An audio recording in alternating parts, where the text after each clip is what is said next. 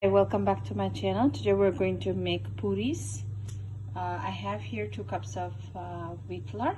I'm going to add half a teaspoon of salt to it and mix 1 cup of water first and try it out. The dough should not be very thin, neither very thick. So let's start the process. With 1/4 cup of water, our dough is ready. You can see it's not very thin, neither very thick. Let's actually make small pooris out of this. Let's roll it out. Pooris are rolled.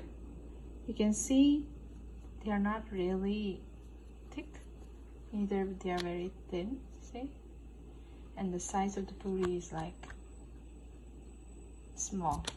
So we're going to fry them now.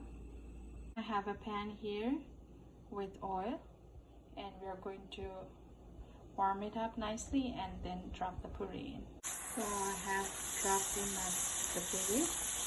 Make sure you push the puri down so that it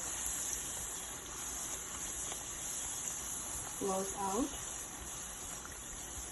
And one side is cooked, then flip it to the other side.